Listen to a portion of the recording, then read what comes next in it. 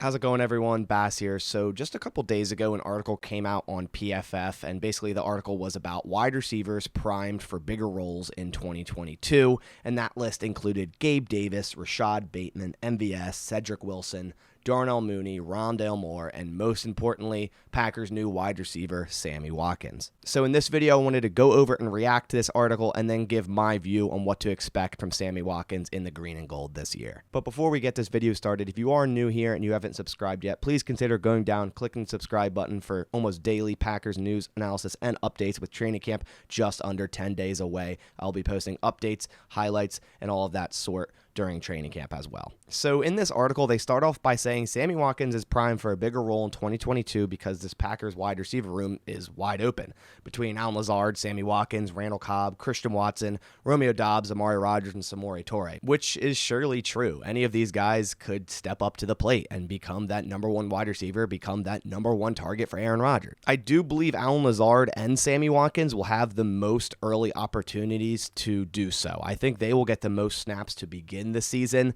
So Sammy Watkins will definitely have the opportunity to become a solid target, even a number one target for Aaron Rodgers if he can do that. I do think week one, the first snap on offense, if the Packers roll out with three wide receivers, two outside guys in a slot, it will be Allen Lazard, Sammy Watkins, and Randall Cobb, in my opinion. But as I said before, I think the Packers will be kind of using wide receiver by committee like teams do with running backs, where they're going to be rotating guys in and out frequently for different packages, such as Christian Watson, Romeo Doubs, Amari Rodgers. I think that's going to happen a lot this year. But the main section of this article used a quote from Sammy Watkins' trainer, Burt Wiggum, who is also Gabriel Davis's trainer, who's also in this article. So right now, I'll read that quote for you guys. "That guy is going to be good for the Packers. He started working with us like 7 weeks ago, and he said he wanted to be college Sammy. Sammy is going to have a big year, he told me. I want to be Clemson Sammy Watkins." And I was like, okay, let's do it. He was just up there squatting 405 for 8 right now, like it's nothing. He started around 218 pounds. Now he's at 225 pounds right now, too. He's going to be a number one in Green Bay. Sammy's going to kill it, I have no doubt. He hasn't trained like this since college. He'll say that. I haven't worked like this since college.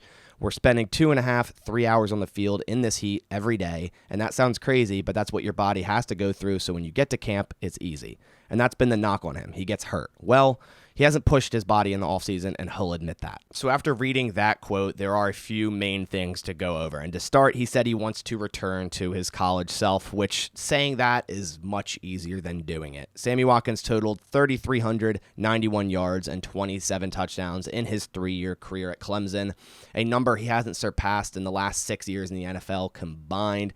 He also came out of the draft with a 4.4340 and at 211 pounds. Who knows if he runs anywhere near a 4.4340 at this point. And we see in the article he's at 225 pounds. And then when he came into the league, like I said, he was at 211. So he's a lot heavier now, but he started at 218 to begin the year. So he's obviously been trying to put on weight, put on muscle. And like I said, it's for the right reasons. He's squatting 405 for 8. And that's no joke. 8 reps of 4 or 5 would put his 1 rep max at over 500 pounds, which is nearly elite for body or for weightlifters at his body weight. So it's very clear that Sammy Watkins is really putting in the work in the weight room, and he's super strong. Then his trainer went on to say he's going to be a number one in Green Bay, which I'll wait to see it, but as I said, he'll surely get the chance to become that. It won't be for the lack of opportunity that Sammy Watkins doesn't become a top receiver, a top target in this Green Bay offense. So if Sammy Watkins stays healthy, which is a huge if, and puts it all together, he surely could become the number one wide receiver on the Packers. More importantly, it says Sammy Watkins hasn't worked like this in the offseason since college, which is a little concerning, but it's better that he's doing it now, I suppose, that he is on the Packers. And it even says Sammy Watkins owned that, pretty much said he hasn't put enough work in over the years in the NFL. He said he's spending 2.5 to 3 hours in the field every day, which is insane. And then also says he's putting in some serious work to be the best he can for this upcoming season. Then it ends with saying the knock on Sammy Watkins' entire career in the NFL is that he gets hurt, which is 100% true. His career thus far can be described by injured. He hasn't played a full season since 2015, playing 73.5% of games since 2015, and he's only been a 1,000-yard wide receiver once in his career back in 2015. He simply has not lived up to that 4th overall selection in that 2014 draft at all. His trainer states that Sammy Watkins has never pushed his body body like this before in the offseason, and Sammy will admit that. So at least he understands like why he probably keeps getting injured all these years. He hasn't been pushing himself, working as hard as he should in the offseason, and now he's finally doing that, which is a great sign. Which not doing enough work in the offseason, whether that be in the weight room or conditioning or whatever it may be, can surely cause an influx of injuries.